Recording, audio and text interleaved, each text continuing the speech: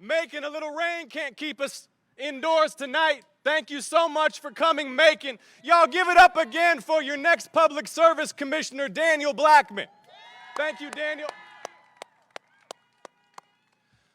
Macon, it's great to be here. We got just 3 days to go, Macon. It all comes down to Tuesday, the biggest election in the history of the state of Georgia. And think for a moment, Macon, about how far we've come. Think about how far we've come in the American South. Think about how far we've come in the great state of Georgia, now the most competitive battleground state in the United States. You did that. The people of Macon-Bibb County did that, hosting 2 United States Senate runoffs to determine control of the United States Senate. Think about how far we've come, Macon. That your standard bearers in these races are the young Jewish journalist, son of an immigrant, and a black pastor who holds Dr. King's pulpit at Ebenezer Baptist Church. Think about how far we've come. And we're running against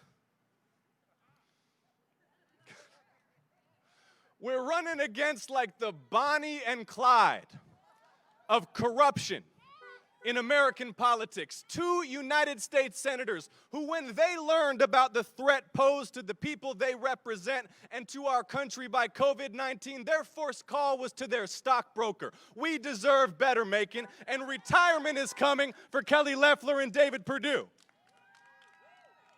And the truth is, Macon, we have bigger and better things to talk about than Kelly Loeffler and David Perdue. Like where we go from here as a people. If you're wondering what it is you've been feeling in your heart this last month that maybe you haven't felt in 4 years, that's called hope. See, Donald Trump is leaving. Donald Trump is leaving. He may not know it yet, but he's on the way out. And Georgia voters sent Donald Trump packing. You did that, Macon.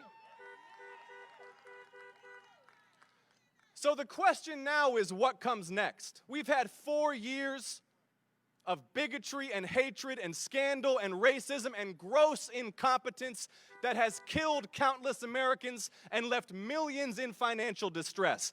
Now it's on us to repair that damage and to define the next era in American history. In Georgia, we have never had as much power as we have right now. Georgia voters have never had as much power as we have right now. The whole country is watching us to see what kind of a message we will send about what Georgia stands for. And on Tuesday, we will send a message, Macon, that echoes from coast to coast about what Georgia voters stand for, about the values that define our state. We will stand up for love and decency and unity and compassion. We will stand up for health and jobs and justice for the people. This is our time, Macon.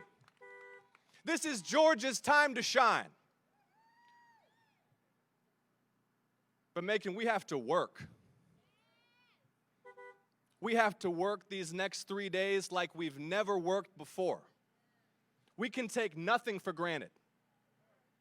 So I'm asking you to recommit to the work that we must do to secure victory on Tuesday.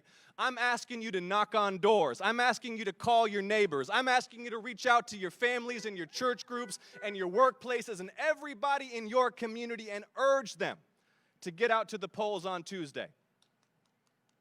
And I bring greetings from my friend, Reverend Warnock, a great moral leader for our state and for our country. And together, Macon, we are building a movement for health, jobs, and justice for the people. Health, jobs, and justice for all the people.